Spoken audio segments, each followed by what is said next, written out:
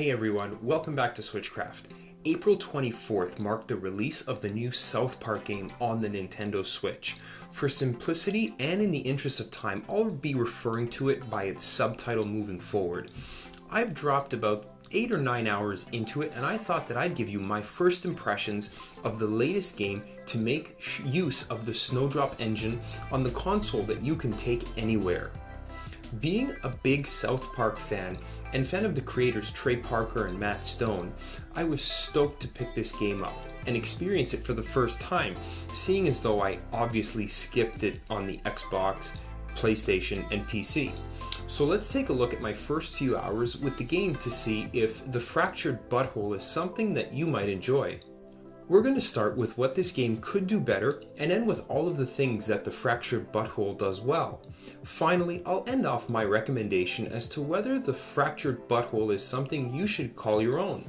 Let's get one thing out of the way first. Being a big fan of Mario and Rabbids Kingdom Battle and having sunk more than 100 hours into it, I was a little bit let down right off the bat with the graphical style of the game. I couldn't believe that they were made with the same engine. Don't get me wrong, the game does a very good job recreating the cartoon art style of the show, and oftentimes I didn't know when a cutscene had ended and that I could begin walking around again. I just know that this engine is capable of so much more. Next up, we have the cutscenes themselves. While The Fractured Butthole does a great job of avoiding the mistake of making cutscenes too long, I've already noticed about half a dozen or so hiccups when changing camera angles in cutscenes, or at the end of a cutscene when dialogue is still going. I've found that a word will be repeated as if the Switch is struggling to keep up. I've noted this in both the handheld and the docked mode. And speaking of handheld mode, you better have 20/20 vision or better if you're playing it on the go and want to read any of the text in any of the menus or any information on any of the items you've picked up, or any details about any specific attack while battling. That text is tiny. It's something that's easily solved by blowing up the picture with putting the Switch in the dock, but that kind of defeats the whole purpose, doesn't it? Anyways, this brings me to my final point of contention in the first few hours of playing, and that is the battling in The Fractured Butthole. Small text aside, I wish I had the option to pan the camera just a little bit higher to have a better view of The Fractured Butthole. The battle grid system, I often found myself taking longer than I would have liked to line up attacks, know who is going to be affected, and what my movement range is. A slightly higher vantage point would basically solve this instantly. With all that being said, having The Fractured Butthole might not be as bad as I've made it seem thus far. It does a lot of things right. If you were a fan of the comedy in the South Park show, you're going to find yourself chuckling early and often.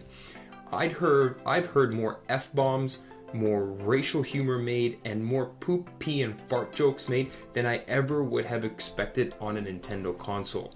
Be warned, however, that if you are a total buzzkill and you don't find that kind of stuff funny, you're likely a Bernie Sanders voter and you shouldn't have left your safe space to begin with. This game got an M rating for a reason, and it wears it with pride.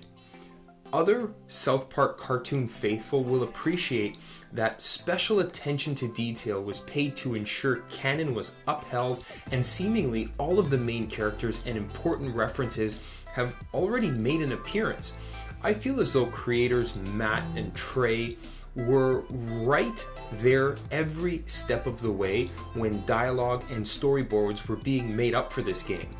The final positive I'm going to talk about today that I've noticed in my first few hours playing is the Grand Canyon-like depth of The Fractured Butthole.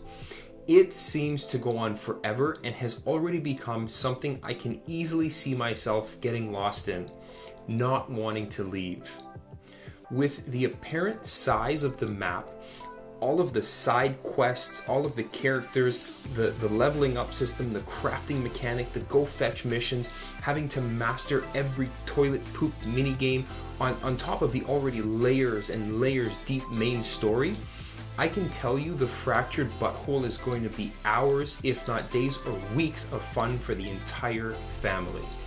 All in all, I'd rate my experience so far as a 6 out of 10 when you consider that this was a full-priced game originally released years ago on other consoles and doesn't include the DLC. Those South Park faithful will definitely be satisfied with the Fractured But Whole. And for all others, I would suggest waiting for either a price drop or a definitive edition of the Fractured But Whole that comes with all of the bells and whistles available. Have you played this game and seen the Fractured But Whole from a different perspective? Or do you side with my interpretation of the Fractured But Whole? Either way, let me know in the comments below. I'm out of puns for today. Switchcraft out.